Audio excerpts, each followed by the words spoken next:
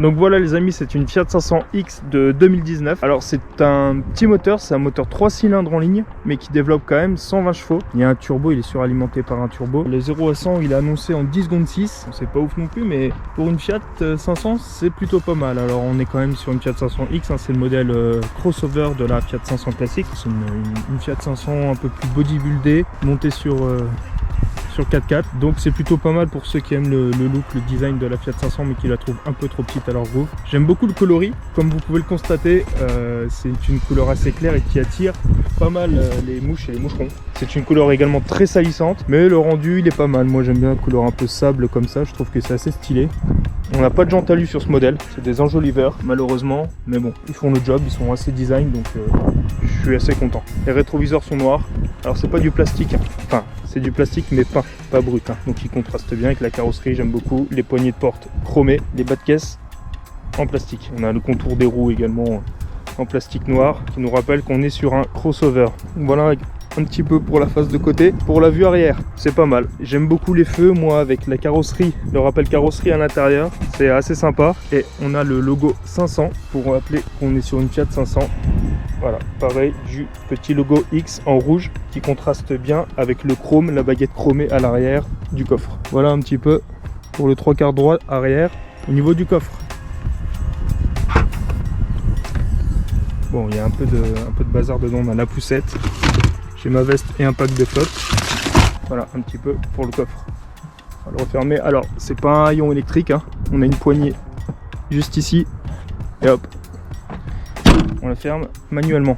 Il n'y a pas de sortie d'échappement visible. Voilà le diffuseur en plastique noir qui cache complètement l'échappement. Bon, c'est modifiable, hein. Je pense qu'il y a toujours possibilité de racheter un diffuseur un peu plus sport qui laisse apparent les sorties d'échappement. Moi je trouve que ça manque un petit peu, je verrais bien une double sortie là de chaque côté, ce serait assez sympa parce que je trouve que malgré le fait que ce soit un petit moteur, une petite voiture à la base, elle est bien bodybuildée et elle en impose assez, je trouve.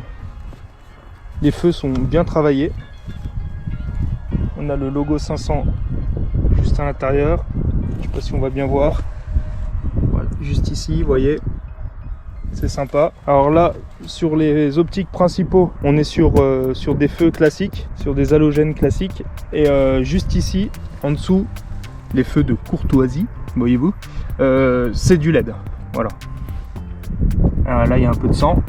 Je pense qu'il a dû commencer à se faire percuter juste ici, le moustique ou le moucheron. Et il est venu ricocher au niveau de l'optique des feux de courtoisie. Et je pense qu'à mon avis, à l'heure d'aujourd'hui, il est décédé. Voilà. Alors voilà pour l'intérieur un petit peu les amis, comment ça se présente. Alors on a ce volant assez sport, plutôt design je trouve. Il est assez sympa avec l'intérieur arrondi. Ça me rappelle pas mal les volants des BM ou des Audi. Voilà, volant 3 branches comme ça. Assez sympathique avec du cuir. Bon, le cuir il a vieilli comme vous pouvez le constater. Il est très brillant. Je pense qu'il faudrait que je mette un bon coup de nettoyage. De toute façon l'intérieur en général a besoin d'un bon coup de clean. On vient de la récupérer mais je lui ferai un bon coup de detailing pour qu'elle soit vraiment nickel chrome. Voilà pour le tableau de bord.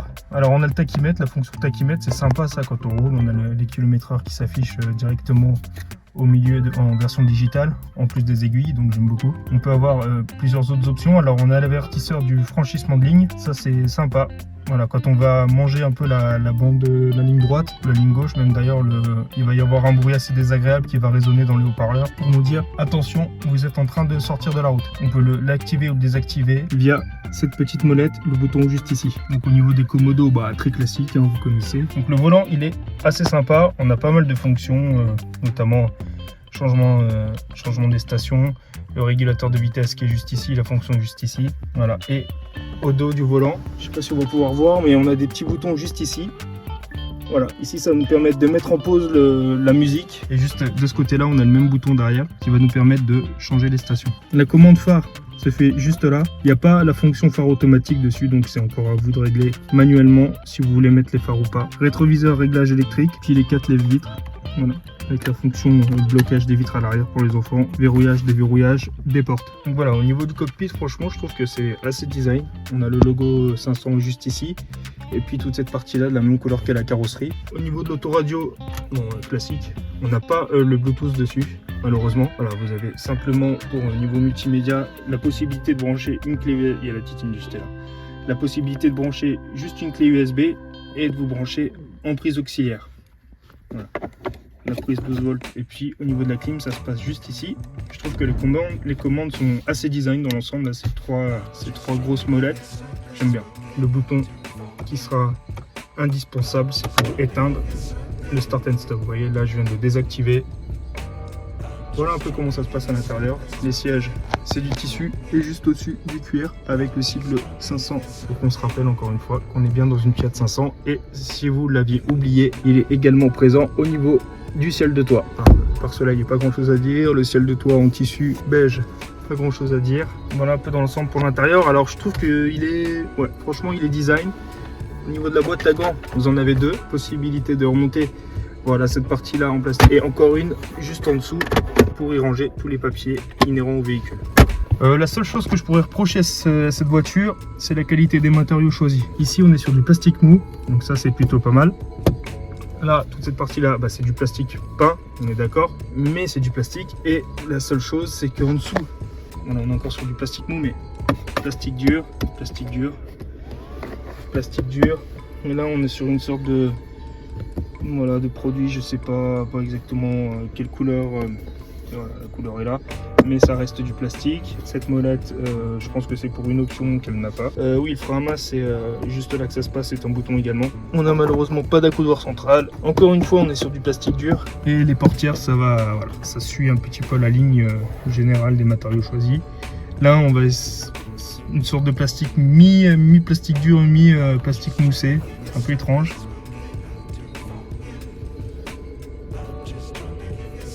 Wow. Voilà. Bon, il y a cette partie là qui est une sorte de cuir, mais les vides-poches, ça va être du plastique dur. En fin de compte, il y a du plastique dur un petit peu partout. C'est assez dommage. Là, on peut se rendre compte au niveau de la portière, vous voyez, plastique dur, c'est un peu dommage, mais bon. La qualité visuelle est là en tout cas. C'est dans l'ensemble assez joli. Le pommeau de vitesse, voilà, boîte 6 rapports avec encore une fois un petit badge 500 juste là, plutôt pas mal. Voilà, abonnez-vous à cette chaîne, c'est très important. Dites-moi dans les commentaires ce que vous avez pensé de cette petite vidéo et on se retrouve vite pour une prochaine. Allez, à plus.